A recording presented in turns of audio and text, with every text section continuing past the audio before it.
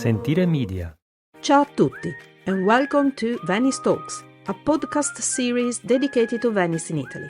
I'm your host, Monica Cesarato, a Venetian food and travel blogger.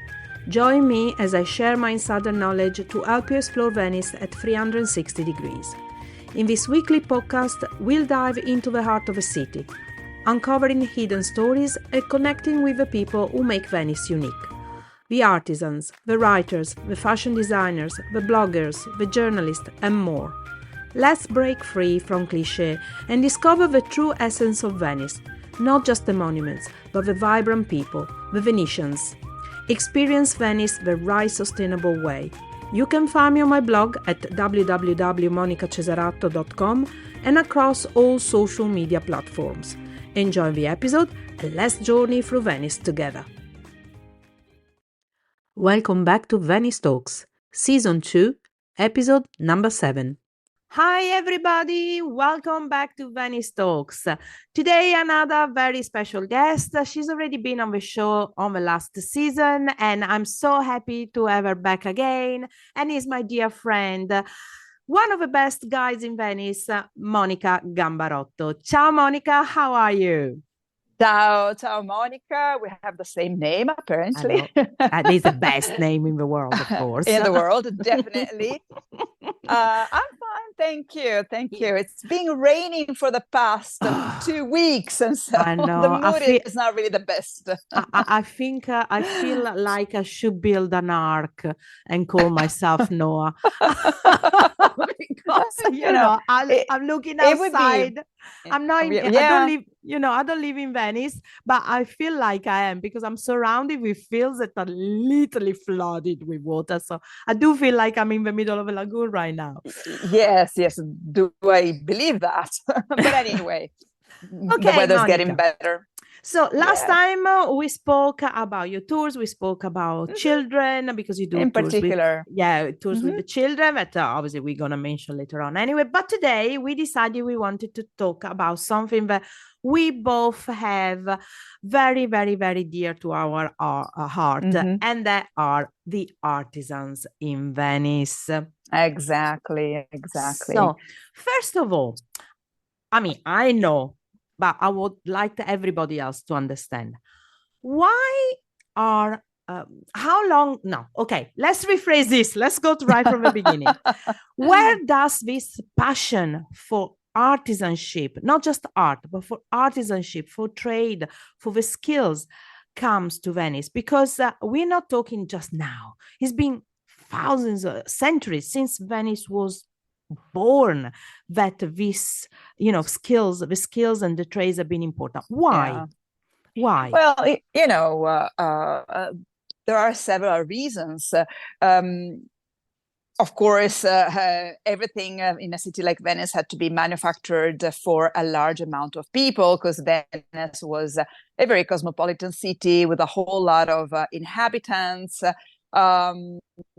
It would be necessary then to produce anything that was needed for the population. But this is the story that, takes place in a whole lot of cities. It doesn't make Venice different from Florence, from Rome, from other areas that would be so crowded as far as the population was concerned. What is different in Venice used to be different. So we're talking about the past of Venice. Is that Venice specialized in luxury goods, in luxury products. So the artisans of Venice in the past would produce special goods that could be found only in Venice, or if they could be found also elsewhere, well, in Venice, the quality would be much higher than in any other place. Let me just name the cuori d'oro, the gilt leather, for example, that would be used for furniture like, armchairs, sofas, or just as panels that you would keep on the walls for decoration. And it's really something amazing that we still have in some of the museums, because now they're museum objects.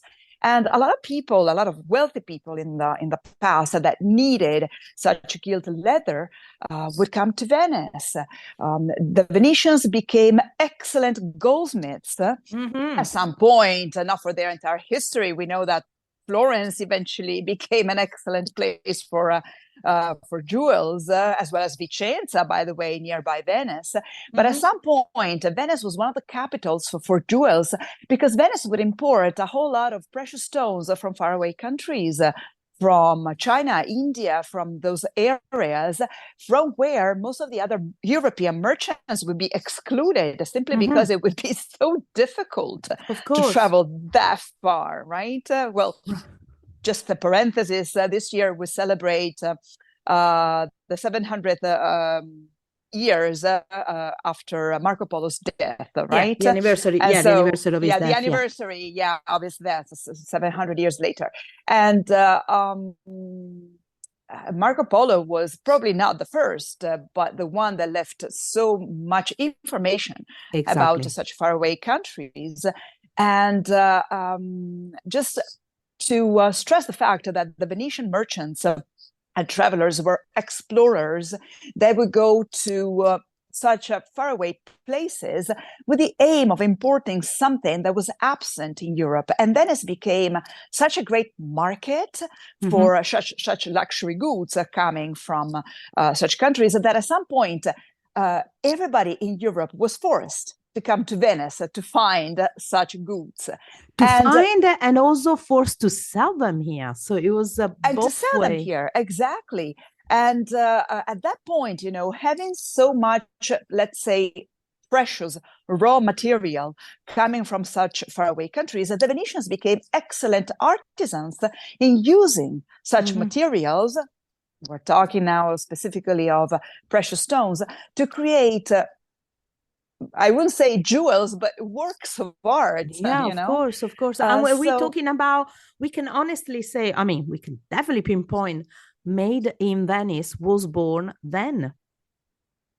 Well, yeah. What we call made definitely. in Italy now, we already had a bit made in Venice. Made in Venice back then. It is correct. One other thing that, if I can add, of course. Thing that probably was of great importance for the Venetians to specialize in particular in producing luxury goods was the fact that, no matter if there is a war, no matter if there is famine, no matter if something goes wrong, the rich will always remain rich. So true. there will be always demand for expensive goods, maybe with a little bit of a flexion, maybe a little bit less, but there will be always demand for that. And also, when you trade in luxury goods, it means that if you're in the middle of a war, generally, you're always treated in a different way because you're already old. The trade of a luxury goods. Listen, what's also very interesting about Venice, that all of this was controlled by the corporations, but it was very, I know it was used in other parts of Italy, but in Venice, it was really, really particular, right? Yes, exactly. Such corporations, such guilds would be called the scole in Venice. That today, the term is today translated into school, but it's not proper because there would be no schools where to learn what to do, how to work, or whatever. It would be guilds, sort of trade unions, let's say. Syndicates, unions. We had a mix of everything, were they? Yeah, it was a phenomenon that was, as you were saying before, it was common all throughout Europe. In Venice, though, it was very specific in the sense that every person that was doing a particular job was necessarily asked to join the guild, the scola. Otherwise, she wouldn't have the right to keep on working.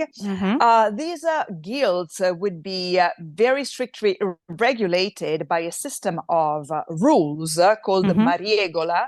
And it's all because I understand we're speaking English to a public that is No, English it's only right to speaking, say, no, it's right to but use the right it's terms and then to explain what they are. but the interesting thing that I wanted to stress, especially for a non-Italian speaking public, is that mariegola is not even an Italian word. It's Venetian, right? Yeah. So there are specific words that cannot be actually translated into Italian concerning the history of Venice, and in particular the guilds we're talking about. The mariegola really was like the book of law of each corporation. Yeah, the rules of each corporation, but it comes from la madre delle regole, the mother of rules, which is something.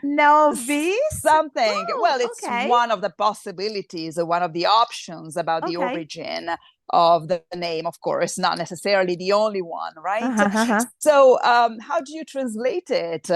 You can, interpret the word, but sometimes there is not even a real translation for the word. Anyhow, these guilds would have such strict rules that they were supposed to follow.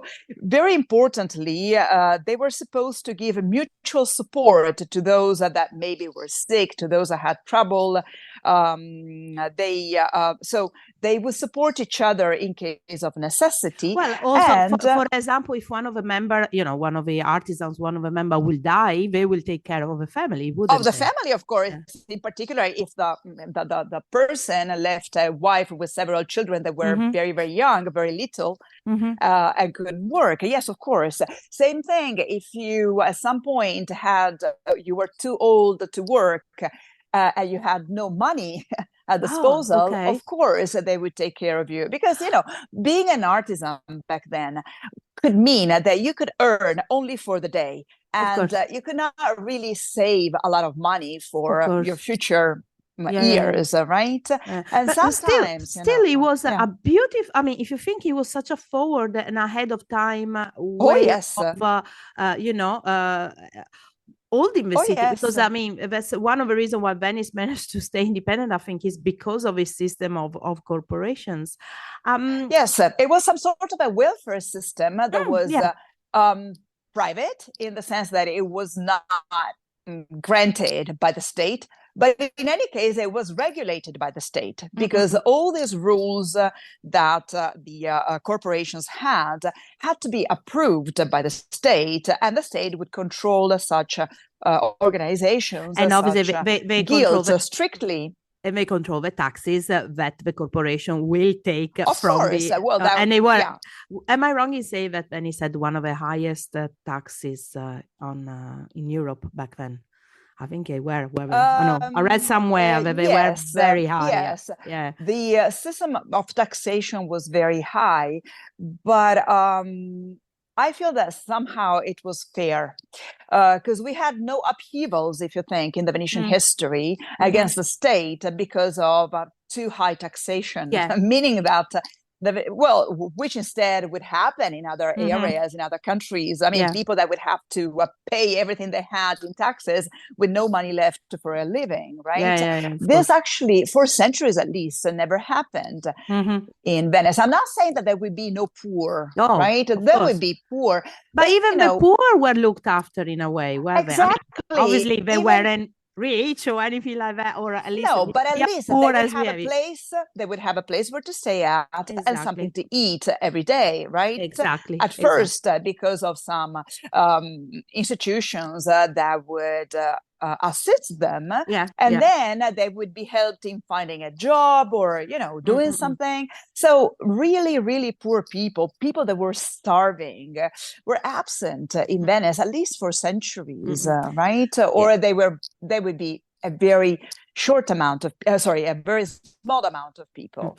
Monica, another thing that I wanted to ask you is about the what we call mestieri in Venetian, the crafts, the arts and crafts. And crafts. It was that because Venice was a cosmopolitan city, because of course he had the territories all over Europe, he was also very clever in inviting artisans from all of these parts of outside to come and live in the city. And then many of the arts now we take for granted and we say, oh, yes, they are typical from Venice. Actually, they originate from some other parts of the world, and then we made them ours, like It is the true. mosaics, right? Yes, well, that's probably the most outstanding example that you could make, actually. Well, mosaics, it's a very ancient tradition after all, but so we go back, to thousands of years ago, Mhm, as far as mosaics are concerned. But Venice inherited the technique of, in particular, glass mosaics, not only, but in mhm, particular, glass and gold mhm, mosaics from Byzantium, mhm. Constantinople, which is today Istanbul. The strange thing that the same city has three different names, but of course, this depends on its history. And yeah, Venice was really became really excellent in the production and creation of mosaics that they would produce for themselves, but also for other places, for other countries. Let's say Florence. If you go to Florence and visit the baptistery, you will find Venetian mosaics inside the baptistery, Mhm. created by Venetian masters. One interesting thing that I found out recently, my fault that I didn't know about it, and it was like shocking. I've been to Genoa recently, Mhm. and at some point I entered the city hall that was opened exceptionally. Some of the rooms were open exceptionally on that Sunday. And I entered the main hall, and I saw two mosaics, one representing Hmm. Cristoforo Colombo, the other one representing Marco Polo in Yeah. Genoa. And, the Ooh. Genoese would be the enemies of Yeah, Venice for of so course. long, right? Anyhow, they were present there both as travelers and explorers, right? And those mosaics, although late mosaics, we're talking about the 1800s and not of the Middle Ages, right? Mhm. But they were made by a Venetian company, Oh. right? So even later on, and not only in the Middle Ages or during the Renaissance, but even later on, the Venetians would be considered, and somehow are still considered, among the best Mhm. mosaic makers and producers Mhm. in Italy, Yeah, definitely, of course. possibly in Europe.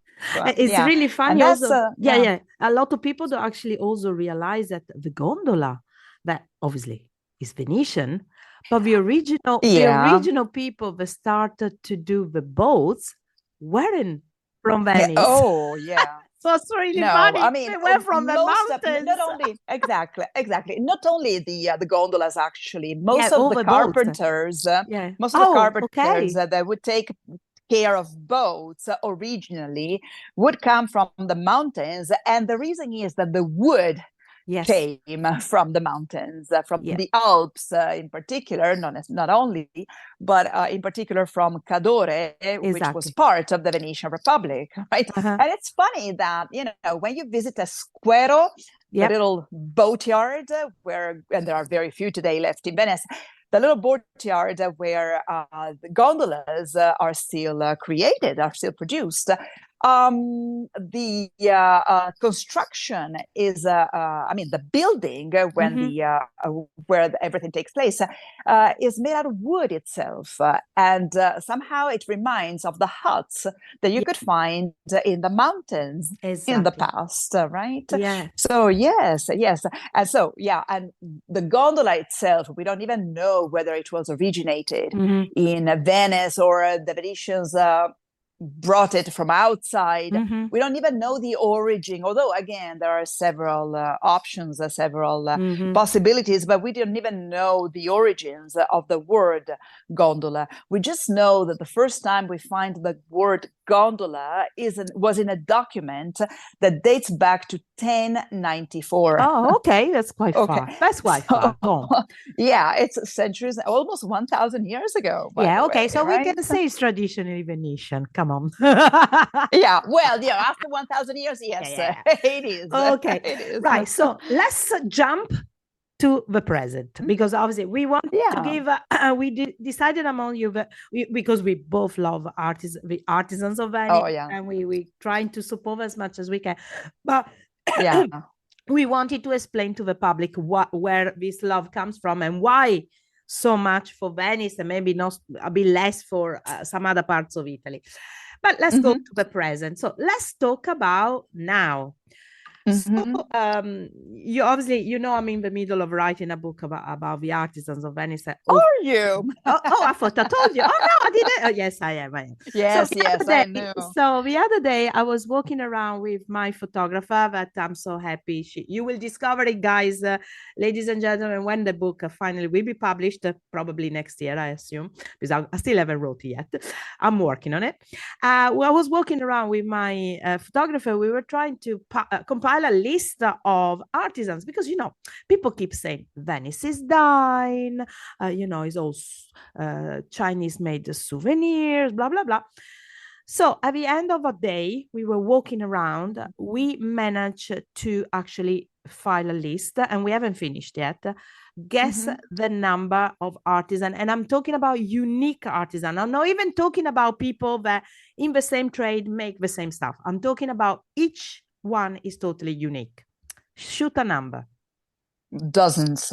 I don't know. Hundreds.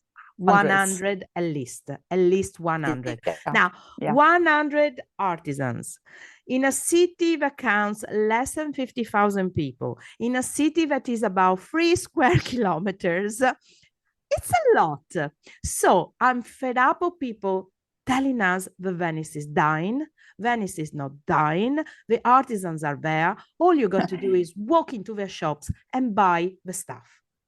Exactly. You know what I normally say? I normally tell my guests that walk around Venice with me that artisans today are those that keep Venice alive. Because, you know, there is some truth in the sense that Venice is dying, and not that it's, you know, almost dead, but you know, we know that it's suffering a lot. You know, it is suffering. It is really suffering. For some points of view, it is dying, because if you think that if you need spare parts for your washing machine, you have trouble, right? Yeah. So, you know, Venice is really suffering. But yeah, the artisans are those that keep Venice alive.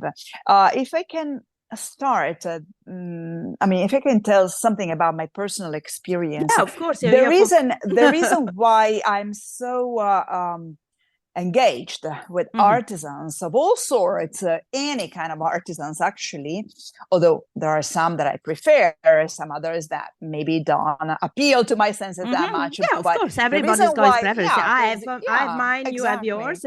Sometimes I have the same, sometimes they're not. Yeah, of course, it's normal. Of course. But the reason why I'm so fond of artisans is that over my life, I've done a lot with my hands, crochet, and cross stitching, but also jewelry, creating dolls. I mean, I've done so much, a lot less today. Let's say if you wouldn't been a guide, you would have been an artisan yourself. Yeah. Yes. But you know, the thing is that it's not that I have one single passion. I never focused. Yeah, I never focused on one thing that would make an artist out of me, because artisans, I mean, real ones, are also artists. That's how I feel, right? Absolutely. So nothing that could really make an artist out of me, because I have so many interests. The thing is that this helped me understand how long it takes to create something with your hands, how much effort you have to put on that, how expensive it is in terms of excellent materials that you use, and then you have to take into consideration how much time it takes to do that. Of course, if you specialize on one thing, eventually it'll take less time. Right? But it takes you years to get there. Yeah, I mean, exactly. Before we start on our on your list, because I have my list, but you have your list. On your list or list of your personal kind of loves. Okay, let's say I just would like to get some. I would like to give some guidelines for people coming to Venice and visiting the artisans, if you don't mind. And then if you have definitely to add more to mine, you feel free. Sure. So number one, and this I'm sorry, I did it myself, so that's why I tell you not to do it, because I've been there, done there, and it shouldn't be done again. It is to walk into an artisan shop, spend hours talking to them, asking them thousands of questions, taking and then walking of out photos, and then walk out without buying anything. Because remember, and I swear I apologize to all my dear artisan friends that did it, but now I'm doing it with a purpose, but back then I did it, so I have my biggest apologies to that. But I made up in in publicity. Well, no. Okay, but never mind. Okay, at first you might not know, but then if someone tells you, you know how to behave. Exactly. So do not buy even the smallest of the things, but buy something, because obviously if you take away an hour of your time, it is an hour that they weren't working. Number two, remember that when you buy something handmade, there's no way it's gonna cost like something that's made by a machine, repetitive with cheap materials. So obviously everything is unique. Every single item is unique. Yeah, the materials, of course, are expensive, and above all, now prices have gone double. Their time, why are you willing to pay hundreds for a notary, for a lawyer, for a I don't know, an architect, whatever, but you're not willing to pay the right amount for the time of an artisan? It took him years, or her, it took years for that person to get to the skills that he has. So rightly so, he should be paid for his time just as much. Okay. Third, it is unique.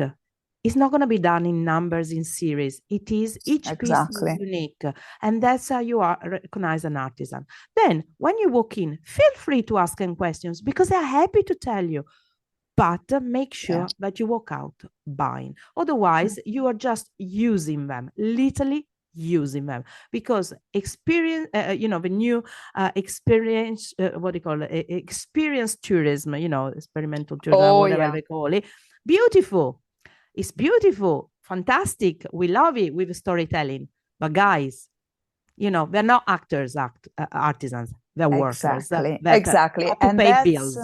Okay. And that's really one of my points, because probably already know, except for giving tours, in particular to families with children that I really enjoy, I'm getting really into experience tourism. But a lot that I see around is just, guests playing, with the local artisans, imagining that they might be actors on a stage. This is not correct. I mean, it's not the right way to take it. What I really love is to give the possibility to my guests to have hands-on experiences at the artisans' workshops, but now with the aim of creating something. Okay, we're happy, I have my little thing, and that's it. No, the thing that they should become aware of is how many skills are needed to do that thing. How long does it take to learn how to do it perfectly? And how bloody hard it is to do it. Exactly. And at that point, why does this thing that was created manually in a workshop costs €100 if I can find it at a simple store for €20? Or less. Well, because the one that you find in the store is not handmade. The raw materials are of less quality. They are done in series and all that. And instead, if you try to do something with your own hands, you realize how it is to be an artisan. You'll figure out that what you create might be nice, of course, and it's interesting, but it will never be perfect as the one that comes out from the hands of the artisan, just because of the years and years and years of training, that the artisans had to do to get to that point. And you actually see in front of your eyes history. Because you have to remember, Exactly. artisans are, most of them, not all, but most of them comes from a longer lineage of family that have been doing the same trade and the same skills and the same crafts for so long. So you're actually looking at history. So, Exactly. okay. Sometimes, okay, it happened to me recently, and it's a workshop that we both know, a workshop that creates a spectacular works of art made out of chocolate. Oh, okay. um, Yes. So we won't. We will now name it. Yeah, yeah. We can no, name it. We no, can name no, it. We no, can. no. We I'm can. just We can. No, no. saying, no, I no. don't mind making. Oh, well, we definitely got to name them. But yeah, maybe you'll have a podcast. I mean, one of your No, they won't. They on don't them. because they don't speak English. Because since No, you have to remember when I go there doing the tastings, any, I'm actually the any, one speaking in English. So. anyhow, anyhow, one thing that happened to me some time ago is that why would you spend that much money for a piece of chocolate Mm-hmm. there if it costs one half or even less at the No, even less. supermarket? Yeah. Uh, yeah, but yes, but what do you get at that workshop and what do you get at the supermarket in Exactly. terms of quality, right? In terms of choosing the right raw materials. And then, walking into this workshop, you can actually see St. Mark's Basilica made out of chocolate, I know. right? And the Which smell in there. Ooh. yeah, and it's and the overall experience, right? So it's not only a matter of money, it's a matter of being having the perception of what being an artisan means. Mm-hmm. So if experience tourism is done like that, getting to know the artisans and how important they are for Venice today, Mm-hmm. how important they are in general, then you realize that what you buy and was made in series, of course it's cheaper, but it's not the same. And I Exactly. think this is my personal opinion. And of course it's difficult, to turn it into practice nowadays. But what I feel is that personally, I should buy less Mm-hmm. food, clothes, Mm-hmm. accessories, Mm-hmm. whatever, And but better of quality. better quality. Yeah. And that will last longer. The point is that today you change clothes every day, you change your bag every day, I mean, your purse every day, you change whatever every day. And if you keep carrying the same purse Mm-hmm. for 10 years, eventually people think that it's cheap, that Mm-hmm. you're not taking care of yourself, you're not Mm-hmm. fashionable enough.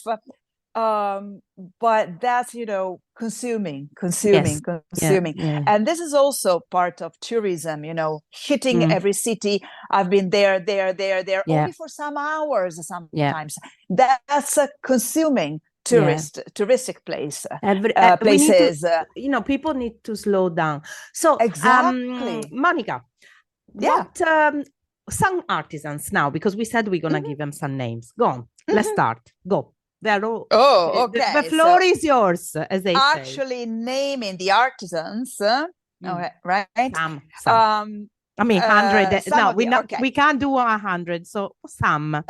No, okay. Your favorite.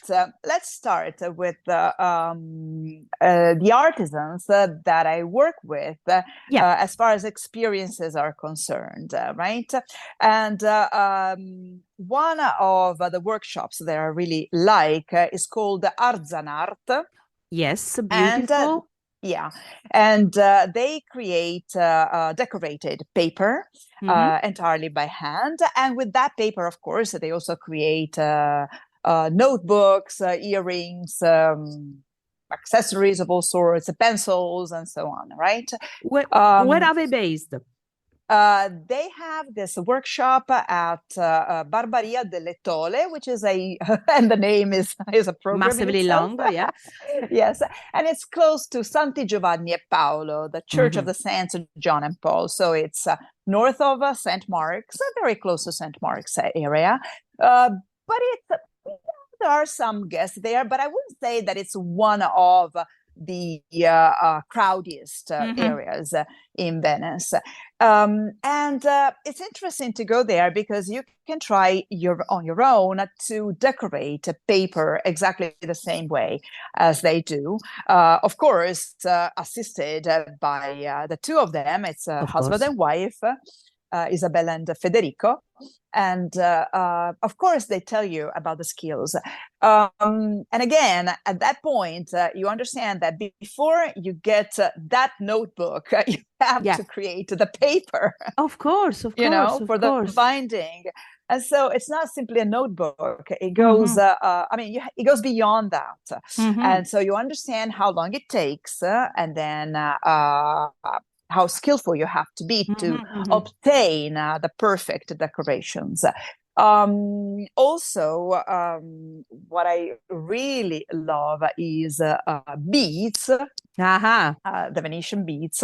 I'm really passionate. I'm really fond of beads. Me and Monica usually are fighting over when we go to events or we go to meet. We always kind of is implied who's gonna wear the most beautiful necklace that day. Okay. It's just that we're not on a video. We're just recording, right? Yeah, but I am full of stuff that is handmade. I mean, now I have a necklace, a bead necklace. I need that was. I don't know you, but I will need not 365 days a year. I think I will need like 2,000 days a year if I was to wear everything I have in jewelry that I bought in Venice. Exactly. And above beads. Yeah, as far as beads are concerned, of course, Marisa Convento is an institution. Of course. Not only because of her skills, not only because of the beauty of the stuff of the jewels that she creates. Marisa was my first ever episode, the first ever episode of Venice Talks. I do remember. Yeah, and so she obviously, for people that are listening, but maybe didn't listen to the first season, she was on the first episode, but she's also the president of the committee for the safeguard of the art of Venetian glass beads. And that's said it right. yeah, and that's what I was going to say. So not only for her skills, for the beautiful things that she creates, but also because of her commitment to the arts and crafts in general, and in particular because she's also a member of Confartigianato and so on. Yes, vice president. Yeah, exactly. But she's a president everywhere. Everywhere. Just she's really committed to artisans in general. I mean, to take forward as much as possible artisans in Venice, and in particular, of course, to bead creation. I mean, to creations made out of beads. Another one that I got to know recently is Luisa Conventi. Oh, yes. Right? Yes. And that also works with beads, creating jewels and accessories that are totally different from Marisa's. Of course. And so this also shows how different artisans can be, how many different experiences and histories that might be behind artisans. They use the same materials to create something that is totally different. What is interesting about Luisa Conventi is that she has created a little museum. I haven't seen it yet. I need to go. You should go and just tell me about it. I'll take you there, and it'll be amazing to go over the museum once more. If I can add something, up till the 4th, I believe, or 5th of April, Luisa Conventi in her museum has a temporary exhibit of accessories made out of Venetian beads, mainly of the 1800s, that were created by the Native Americans, what we call American Indians. Okay, cool. It's amazing, and it's Venetian beads imported to America, to the United States in the 1800s, and then now they're back, and now they came back. Wow! And now they came back, and Marisa, by the way, created one of her corals for me. Talking about Marisa now, but she used beads that had been sold had been purchased from Venice by Americans and had been sold to America, but then she found some of such beads in America and she brought them back to No way, Venice. that is Yes, so beads of funny. the 1800s, and it's Oh my this God. brown coral that she made for me Nice. that is really incredible. So it's beads, the history of beads itself, it's so wonderful. Oh, And well, both listen, Marisa, if I want to hear about the history of beads, we got to, if listener, you just got to go and listen to episode number 1 of season exactly, 1, because Marisa talked for hours about that. An expert, and Louisa as well with her museum. It's just wonderful. And you think it's just glass beads. Just learn the history of that, and then you realize how special they are. One more thing about beads is those that create not the small beads but the bigger ones. And one of my favorite artisans, but she's not the only one, right, is Alessia Fuga. Again, I think she's on episode 2, I think. If it's not two, it's season 3, 1. but it's one of the first. I'm pretty sure. Yeah. Of course, because again, it's people that are committed not only to their with Alessia, job, but also to with artisans in general. With Alessia, if you take them, you can people can actually, obviously you're gonna take them, but they can actually learn how to make a bead. Create the raw bead. And when I talk about artisans and workshops that you can actually do there, I've done all the workshops myself. Okay, it's something that I do first to understand whether it's like a game, like joking around, fooling around, or if it is an experience that makes you learn how it is to be an artisan, right?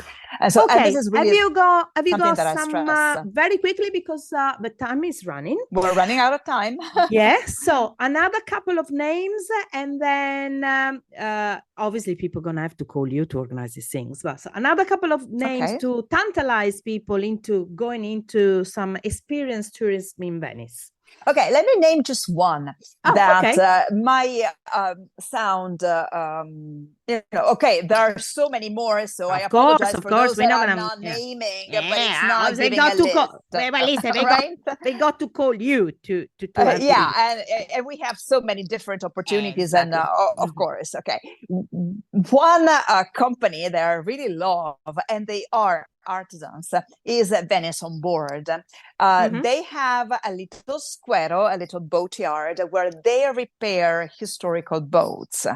And they have some sort of a mission as a company. They're one of their ideals is to go back to tradition. Okay, let's get rid as much as possible. It's impossible to get rid totally, but let's get rid as much as possible of motorboats, and let's go back rowing, because there are a whole lot of things that you can simply do by a lot of places where you can go. And, like going to the grocery store or whatever, by using your boat. It's not actually possible today, but that's their aim, to transmit this love for boats, for rowing boats. And what they do, and that's the part, as artisans, they restore boats. But what they do as an experience, they teach you how to row the Venetian way, because in Venice we row standing and not sitting, right? And facing the bow, not the stern, of course. And that's different. And again, it's fun because it is a lot of fun, but it gets you deeper into the Venetian culture. Of course. And it's suitable for everybody. Everybody, for children, I should ask, but like from 10 years old on, 11 years old on. Of course. And even for the elder, because it's not that difficult. And of course, there will be always one of the the guys with you in case you cannot row anymore, that take care of the boat. So you're fully safe, right? So yeah, it's something that really deserves to be mentioned, and then a whole lot more. And I just can't wait to I read your know. book, because I'm pretty sure that I'll find more. Oh, I'm pretty sure. Listen, so people can not just book with you the tours for the children, your treasure hunts, of which we spoke about in season 1, but obviously they can book this experiential kind of tour. Okay. Yeah. Where can they find you on your website, and where can they find you on social medias? Okay, so I am on social medias with my name, Monica Gambarotto, and also I have, and also with the name of my website, which is guidedtoursinvenice.com. Fantastic. Yeah, and my website has that I share with two good colleagues of mine, is full of options, opportunities, ideas for a tour. And so just to say, you can organize mask making, you can organize, as you were saying, the tasting with the chocolate, you can organize the bead make, everything. I mean, much more than this. So all people have got to do is to send you an inquiry and say, look, I would like to try something like this. And you go, I got the person for you. Of course, I can personalize the tour from classical tours, because when you come to Venice first, maybe you want to see the Doge's Palace and St. Mark's Basilica, right? You do. That's mandatory. Of course. But then also, if you spend more days in Venice, why not? Why not to get hands-on on something that is really valuable in a city like Venice? So Monica, it was so nice talking to you, because I know you haven't been well for the last few days. So thank you so much. Thank you. Thank you so much, Monica. It's been a real pleasure. I know, and I'm definitely calling you for season 3. Okay. Definitely. And I'm pretty sure we can talk about something else. And thank you again for everything you do for Venice. And I can't wait to see you in the city soon. Hopefully when I launch the new book, the one for the islands of Venice, the one on the islands of Venice. I need your autograph. Oh yeah, you do. Book. Okay, thank you again. All right, Monica, it's been a real pleasure. Thank you. Ciao, carissima. A big hug. Ciao. Thank you so much, Monica, for the wonderful chat. You can find Monica at guidedtoursinvenice.com and on all social medias as Monica Gambarotto. Thank you again for listening.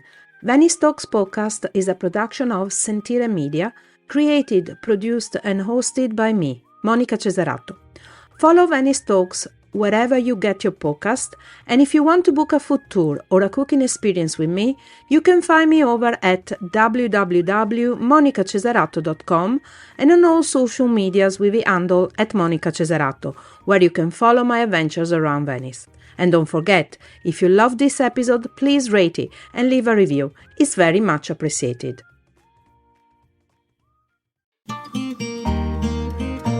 Sentire Media. Hey, podcast producers and show hosts. Do you want to join a podcast network that celebrates all things Italian? At Sentire Media, we understand the allure of Italy and its unique culture. Our devoted team of hosts and producers are all driven by their shared passion for Italy. And we work tirelessly to create the best lifestyle podcasts and content that will whisk you away to the very heart of Italy. With us, you can savor the mouth-watering flavors, get lost in the stories from the past, break down the cultural barriers, and truly immerse yourself in the vibrant traditions of this intoxicating country. If you have a great podcast idea or are already in production and would like to join Sentire Media, head over to sentiremedia.com, that's SENTIRE media.com, and find out how to submit your show.